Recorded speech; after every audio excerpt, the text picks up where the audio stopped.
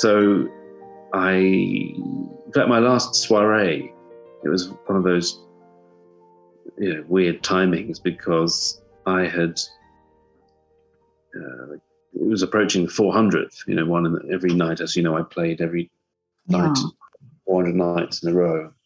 And on the 399th, I got a call saying you've got to come to England because he's really gone downhill.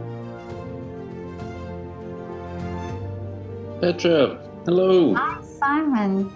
How are you?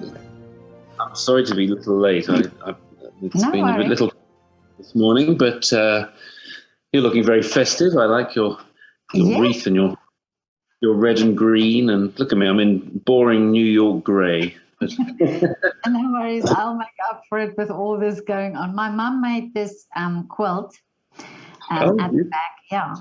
So it's a Christmas quilt. Can you see?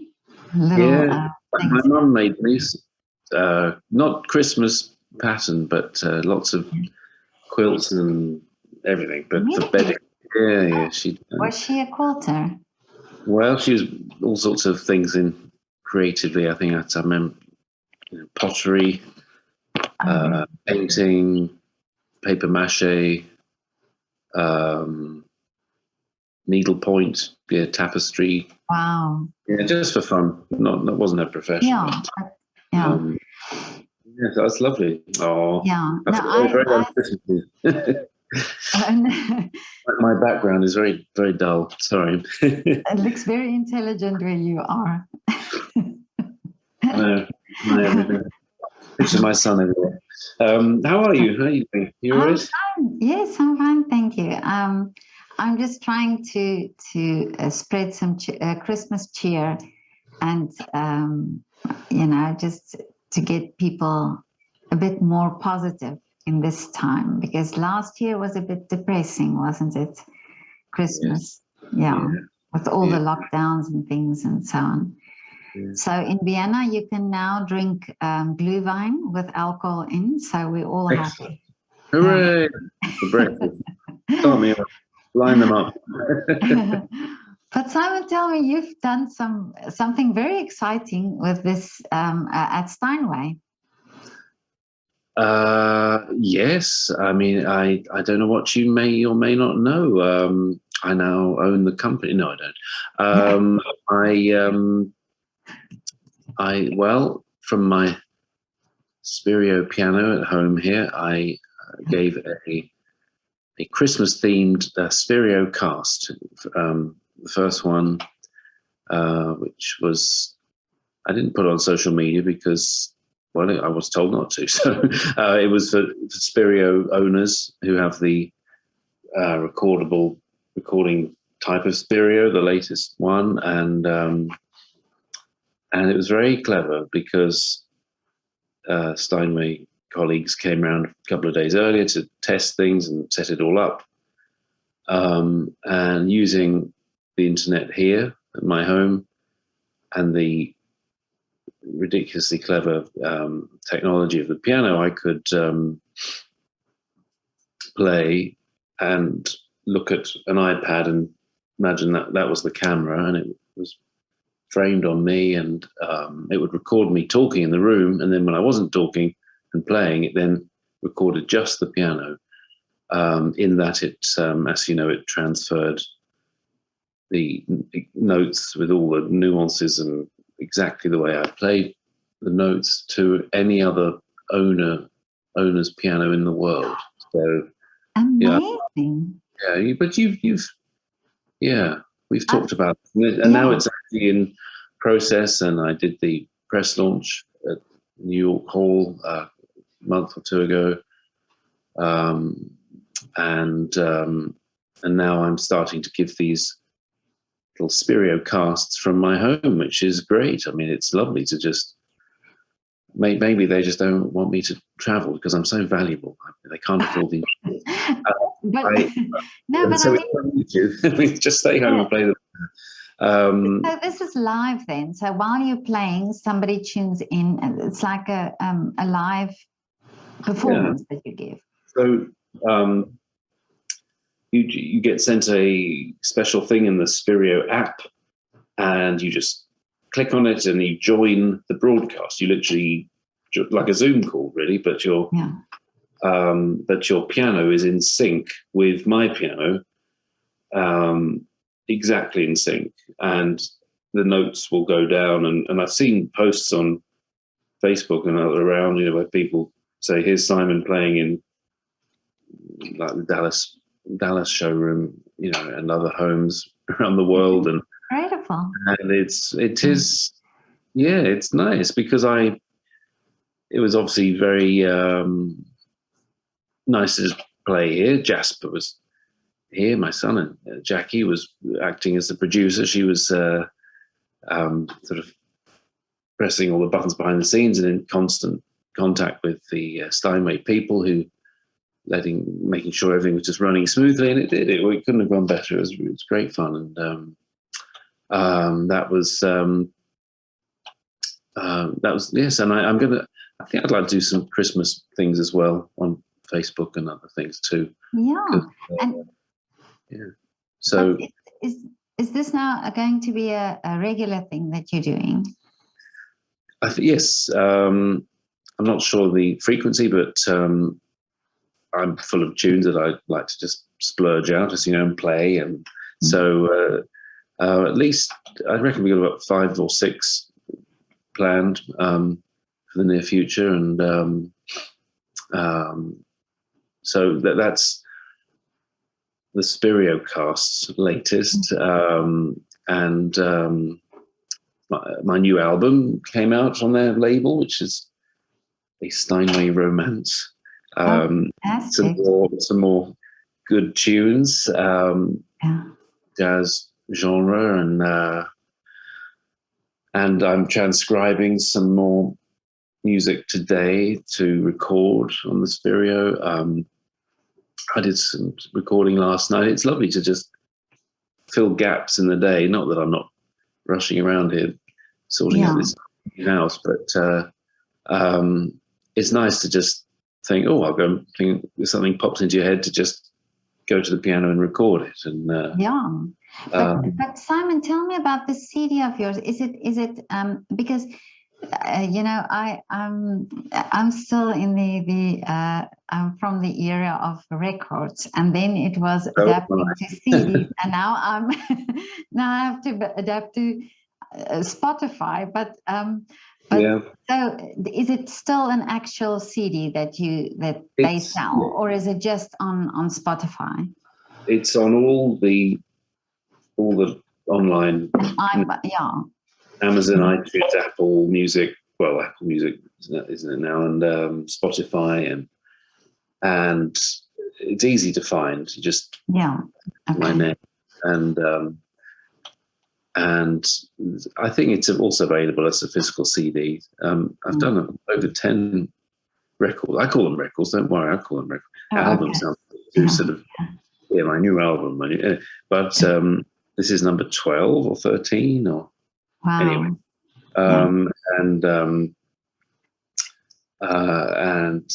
And of course I did a Christmas album for them at the start of the Spirio development, and they just posted something, the New York store, like the official Happy Christmas everyone from Spirio, and it's my playing on it. They don't credit me on the screen, but hey, that doesn't matter. They've got bored of me playing everything. But it's. Do you choose the pieces that you play? Is it your choice? Yes, we just discuss things. I mean, there's a very long list of things to do. I like to obviously keep on top of what's popular and what will work.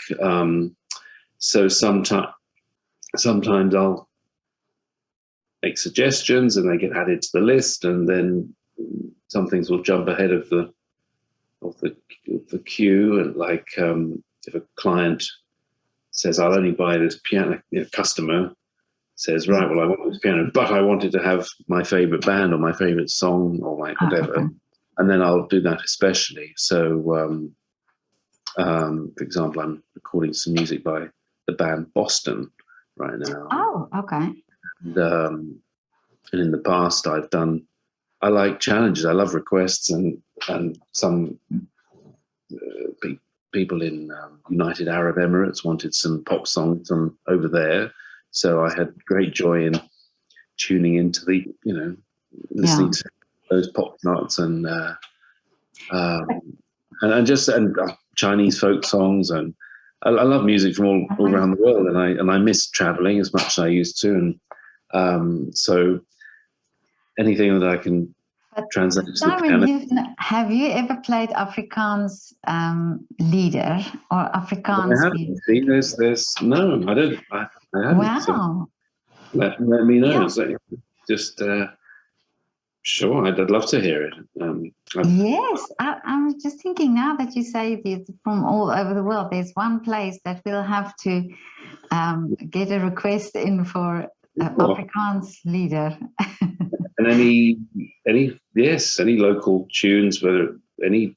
Amazing. Yeah.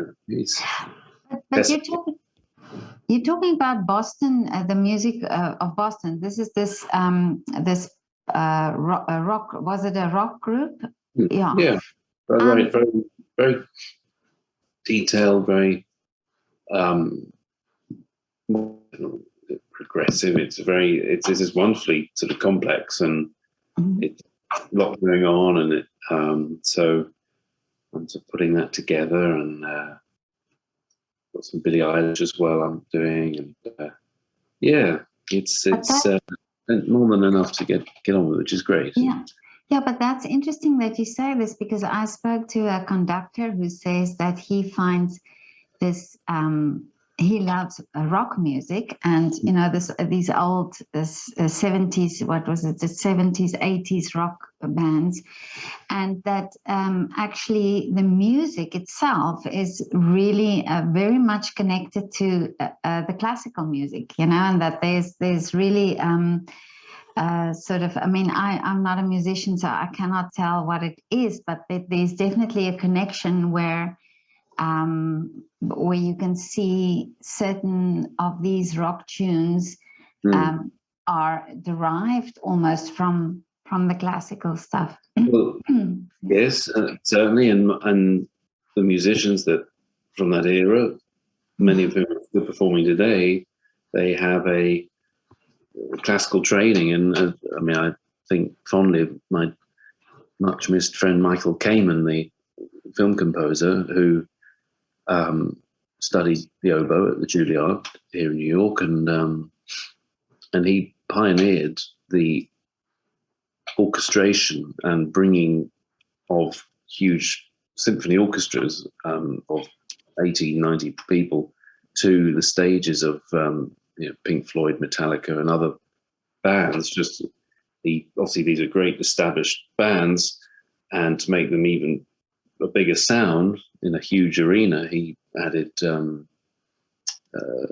classical orchestras to them, and arranged the great pop songs to be played along, to go with their hits, and Concert for George at Royal Albert Hall, George Harrison, and which is around the time of my 30th birthday. I remember that, and it's great. It's a big, it makes it even a grander spectacle, which works really well. But you're right, a lot of the harmonies and the melodies take classical harmonies, and they're the more, I'd say, even more successful. You just have to look at the music of Queen, which I adore, and it's lovely. Freddie Mercury's, Brian May's writing they know their stuff without doubt. There's no, they know what works and what an audience responds to, and something like Bohemian Rhapsody goes all over the place. It's a rhapsody. It's rhapsodic, and you hear all the stories of that'll never work, but it works, and because it's got so many sections that come together, and musically it all holds together very, very well, and so I can't disagree. Yeah, what did you listen to as a teenager? What was your music that you listened to? Just my recordings, just no, anything really. I had a love of the all jazz styles up to bebop. This is when I was 13, 14, and then while I was 14, and in the summertime, I was kindly given a chance to study at the wonderful Wavendon Jazz Court in England, run by Johnny Dankworth and Cleo Laine. And that was a very intense but wonderful 1 or 2 week course in the summer where you lived on campus in Bedfordshire and got to spend the whole day with wonderful jazz musicians, jazz performers, fellow students. I was I was the youngest, little oik, I think, and you just got to study with them and arrange different groups, play in a big band, hang out with these wonderful players. That was so inspirational. And while I was there, I sort of awoke to the more modern jazz harmonies. The drummer of my group at the time, a lovely friend who I'm still in touch with, a few years older than me, he was listening to Chick Corea, Keith Jarrett, and Bill Evans, and he was saying, "Hey, you should listen to this." And I said, "Yeah, I'm not. My ears aren't ready for that yet." I was still, I wanted, I appreciated it, but I wasn't into, wasn't clicking with it. And then it was during this course that I suddenly, almost like an epiphany moment. But I knew how wonderful the modern jazz, small modern playing was, but it was funny. Charlie Parker. I thought, well, that's okay. I'll be ready for it. And then so bebop and beyond, really. That opened the gates to that, and then I couldn't get enough of obviously Jarrett's playing and Herbie Hancock and all the ECM artists, musicians, that I continue to admire. And at the same time, I was really got into the American funk scene, and particularly the Tower of Power group. Really? Talk about musicality. That we went to with a group of musician friends to the Forum venue in London, and to see, that was 1990, to see the Tower of Power, and we, talking records, we'd only found their records in flea markets and things, and good old pre-internet days, and were absolutely blown away by this band. Didn't know much about them, of course, and went to see them, and then I aimed to just collect all their albums, because they were just a great, super talented, established, have been around since the late 60s, and they're still going, and they're on my Desert Island discs, really.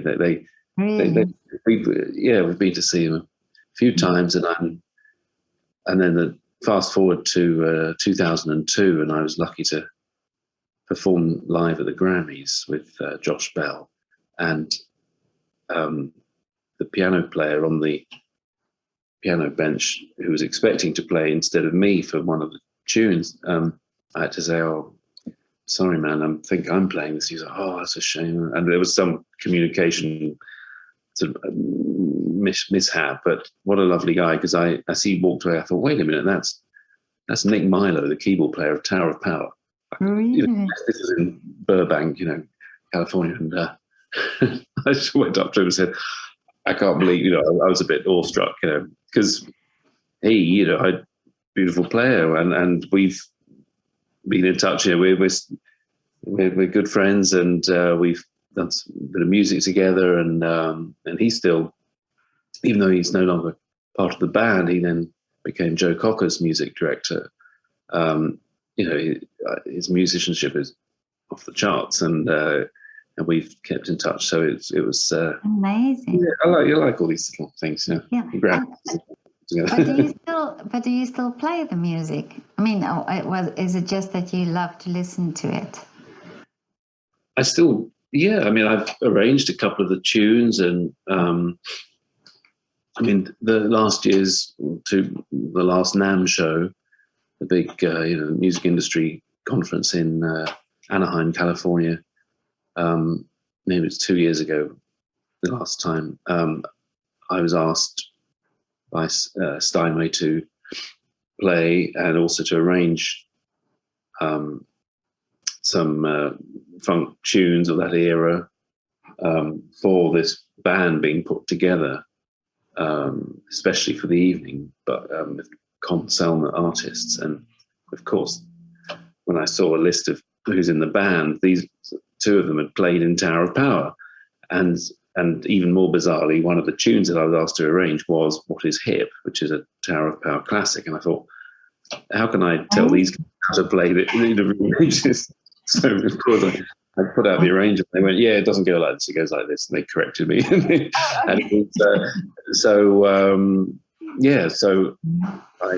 the closest I've got to playing with the band. But yeah, I'm a big fan. It's silly. Of course, I love like James Brown and Earth, Wind and Fire and Kool and the Gang and Parliament and Funkadelic and all these. And I really do like that stuff. So yeah, and my jazz is too. So you can hear I steal all sorts of riffs.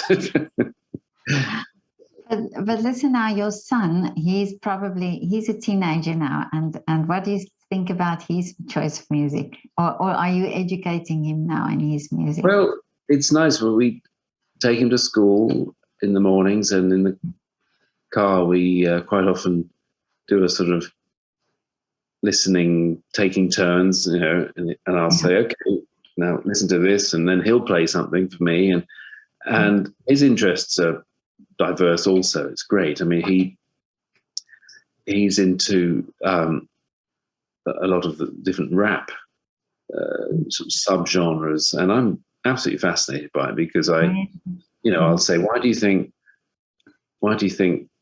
it's also that hi-hat, that sound, because why don't we hear like a normal drum kit with the lower tones, and we don't hear that so much now, and even a lot of the bass line is not as sort of heavy and as it used to be, at least from what he's playing at the moment.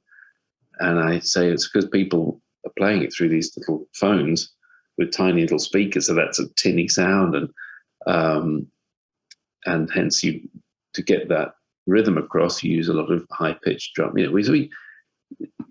don't know, I'd probably bore him to death, but that's good that you do that.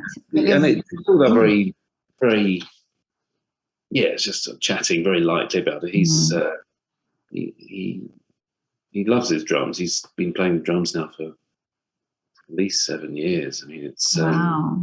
And I got him a new kit for his 14th birthday this summer, and it was a great honour that I have a new trio with Adam Nussbaum as the drummer, and Adam is top of the tree, in the jazz world, and it was a great pleasure to be working with him. And he was round here with Gene Perler, who is also top of the bass player tree in the jazz world, two absolute titans of the jazz scene in my new trio, and we were recording some demo stuff here at my home, and Adam kindly said, "Oh, I'll sort out your son's kit," and he was fixing it up for him, and I thought, amazing. Yeah, I'm very grateful. Yeah, but and have you played with your son something? Have you done something together? He sits in occasionally on the odd gig, and we haven't released any record. No, I mean we have a nice, easygoing relationship. I don't force him to do anything musically. I was never forced to do anything musically by my parents. I just weirdly got on with it at my own pace. And Jasper, my son, he's got so much schoolwork at the moment, of course, in high school now, and sports. He's such a lover of so many sports, and he had football season and then basketball, and now he's starting lacrosse, and yeah, music should always be enjoyable, never a chore. And so I'd never want to. I never tell him to go and play the drums. I tell him this. I'm far too laid back about it, but he likes to come to some of my concerts, and he probably hears you play, and that must be an inspiration to him. It better be, otherwise what else can I do? Yeah. But about this trio of yours, so tell me, when did you form this trio, or what do you do? Well, it was it's new, and I have worked with Jean Perler many times over the years. We have an annual date in Allentown, Pennsylvania, with the Symphony Hall upstairs there. Lovely venue. And we play there around Valentine's Day each year, and with Dave Willard, a local drummer, who's a wonderful musician also, and I had a concert. It was in Westport, Connecticut, not so long ago, and Gene was able to play, and he asked if I would mind if Adam Nussbaum also played, and I said, of course not. That's how it started, and then they suggested we form a little group, which is very flattered, because I play 3 riffs in 3 different keys, and that's it. But they wanted to take the group further. So this is all early stages and probably top secret. So we haven't been yes, we're appearing in all major venues as of next week. I won't tell anybody.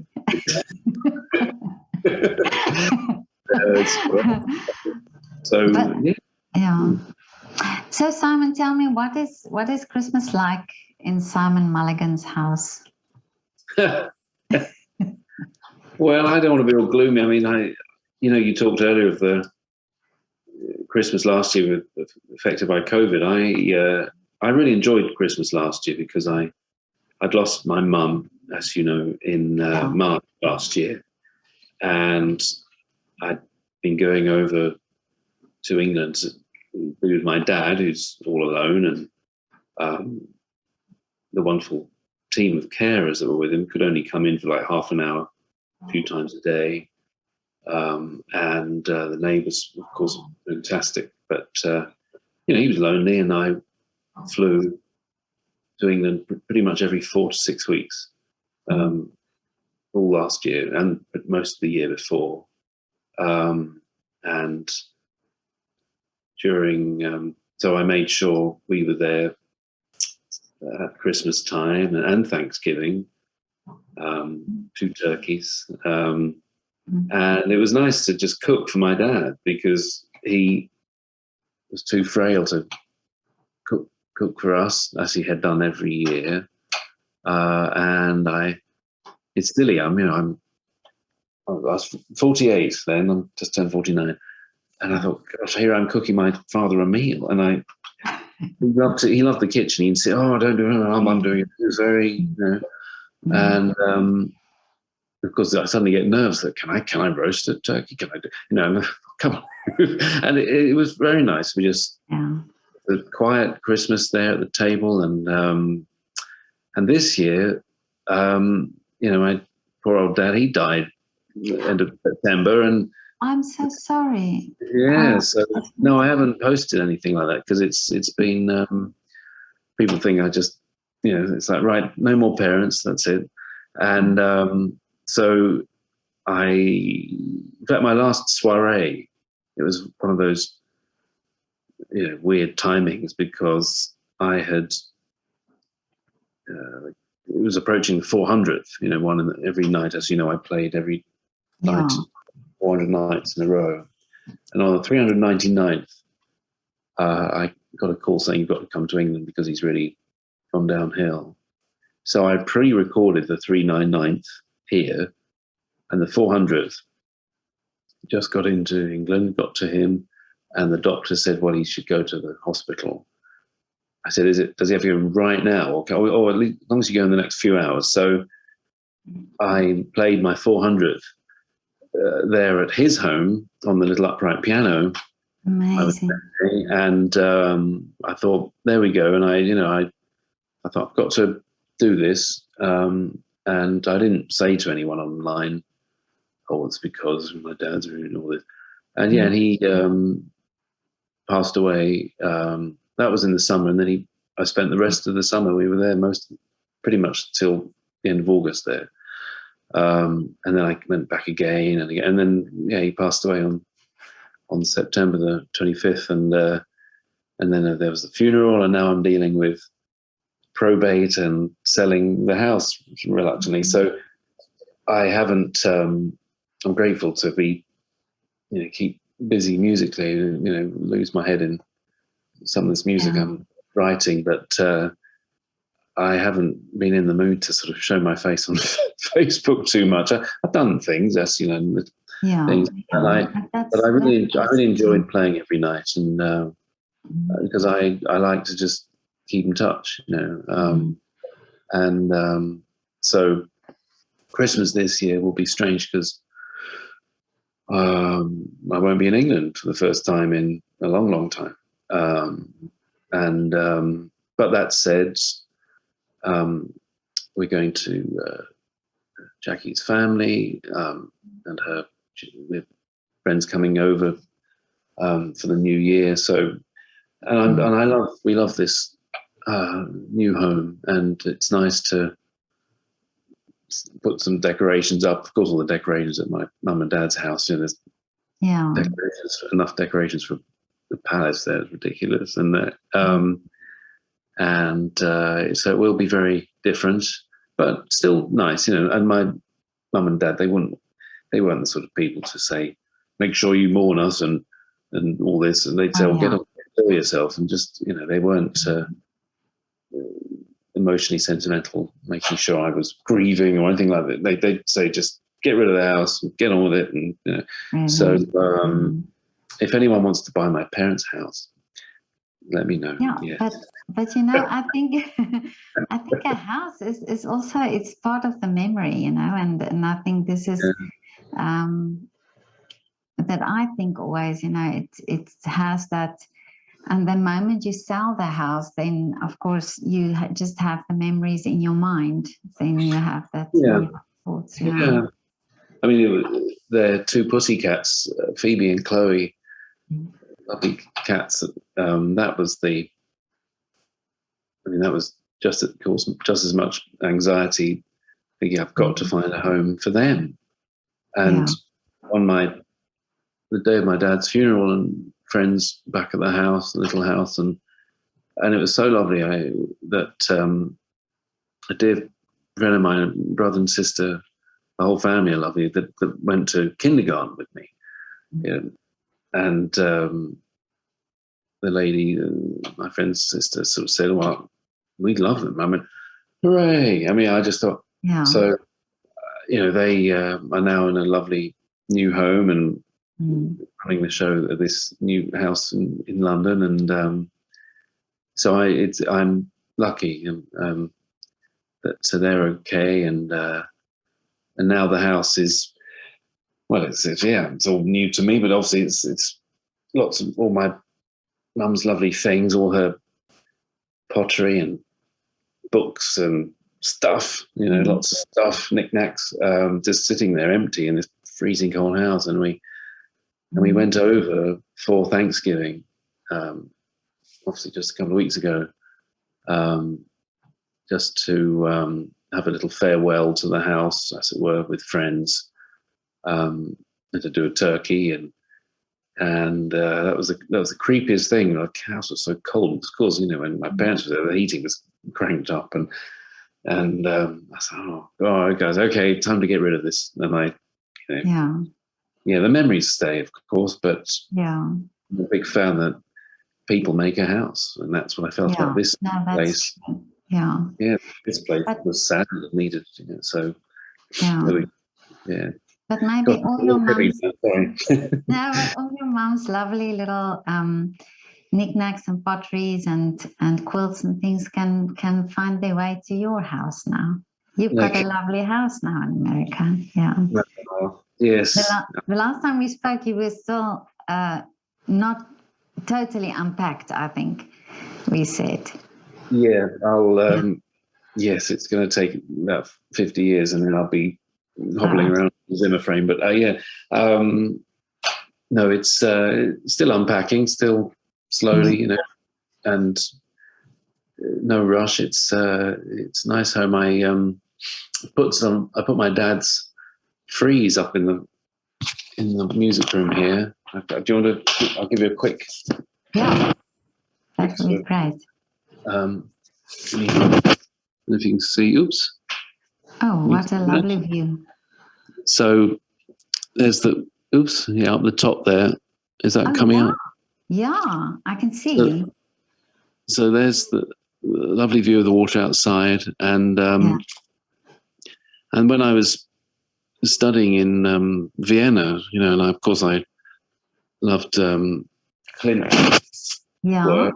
And so that was, I said to my dad, just for fun, I said, well, I'd love, because he was saying, what's next to do? Because he did so many canvases.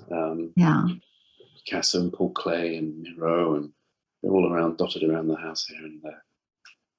So for the, in my music room there in London, above the picture rail, below the coving of the ceiling, he designed this, amazing. Yeah. That's so beautiful. Yeah. And he started that when he was 80 years old. Took him about a year and a half, and there we are. Oh wow! There I can see it clear now. Yeah. And they're all Klimt motifs. So. And he did that when he was 80. It was 80, and it's all Dutch gold, and all cut out by hand. There's the tree of life. There's all these, all the symbols, and it's yeah. Sorry, I'll keep still. No. It's beautiful. And so I'll have to show you around this home when it's tidied up. Oh, okay. But it's beautiful. It's lovely and light. You get a lot of natural light in the house, I see. Yes, the piano's at the front here, where like a porch would have been originally. It's a very in Victorian days. It should be sitting outside drinking mint juleps, but instead they put and glassed it in. But so there we are. You said also that I would be interested in doing concerts there. Yes, we setting up a new little company with expressly for salon concerts and can fit a decent sized group in this space. And I'll be putting those online as well. That's great. I think this is the future. I think people will want to do that now. I hope so. That type of thing, Yeah, and this home is, get some people listening in the audience, all of you, and hopefully that'll come about. And there we are. Oh, but Simon, I just have one last question for you. What is your wish for 2022? Oh, that'd be a secret. I just want everyone to be healthy and happy, and sounds very cliche, but I don't spout my global opinions on much in the world, but I just wish there was less anger. And more live music, more. Yeah. My wish, I had nothing for myself. Things to just settle down a bit, and people to talk and listen more, and cure the world with music. Well, to an extent. Yeah. No, but yeah. what a wonderful wish that is. Yeah. No, I have no. I don't. I worry about other people all the time. I'm a worrier. Yeah.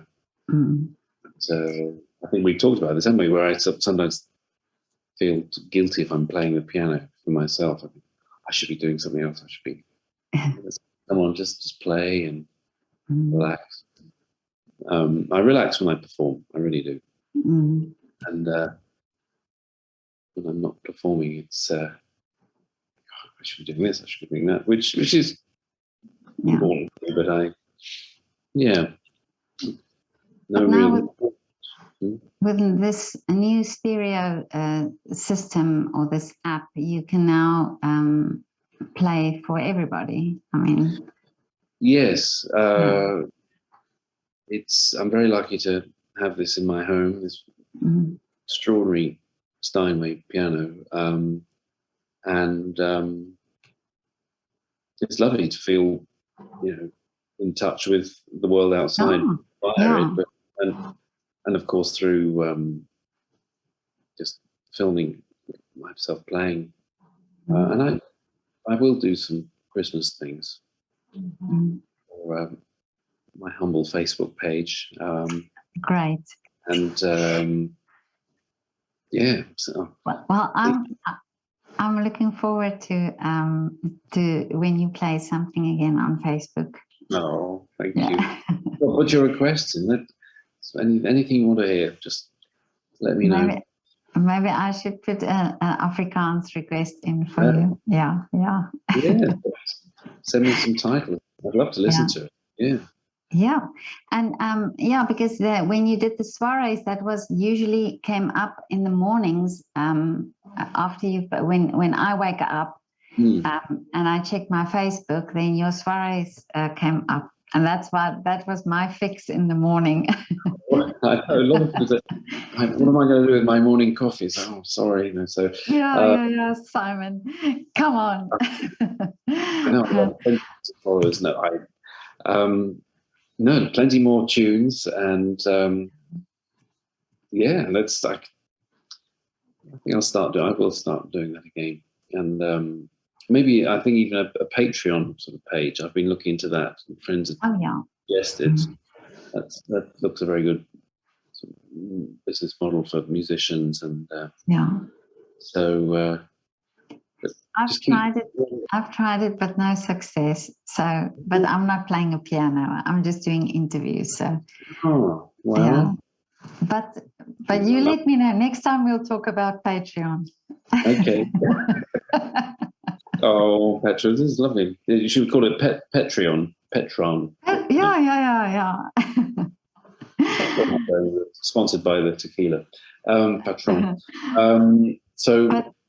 Yes. Yeah. So nice to chat. Yeah.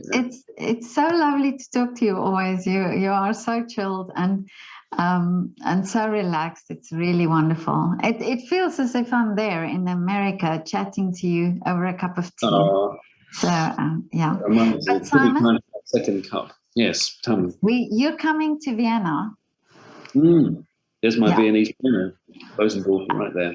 Oh, really? Yes, Bosendorfer. Oh, the Bosendorfer is there. Oh, okay. I thought you was just a Steinway man. I love all instruments. I've had this Bosendorfer for many years. It's lovely. Yes. I play any old piano. So what did you say? Sorry, I'm coming to. No, I'm sure you're coming to Vienna soon. for a concert? They keep asking me to play. It's embarrassing. No, I have no plans. I'd love to, of course. Let's throw it out there. Yeah, and it will happen. Yeah. Lovely. I miss your city. Yes, very much. Yeah. It'll happen. Now it's all it's wonderful with all the Christmas markets and the glühwein and the Käsekreiner that we eat, and so it's it's a wonderful time of the year here in Vienna. Like a cue for a song. Yes. Yeah. Well, if there's an opportunity, let me know, and I'll jump on my private jet, which is just okay. We'll get you here, Simon. I have to see you in concert. That would be so lovely. But I wish you a wonderful Christmas, and I really hope that you would be comforted and not feel too sad about But I understand it's a difficult time now as well. But now maybe it's a new phase to make new memories. Absolutely. Yeah. No, I'm optimistic. Yeah. Has to get better. So for everybody. And I will send in my request. Okay. Thank you. And I'll see you soon. All right. Talk soon. Thanks so much. Okay. Thank you so much for your time.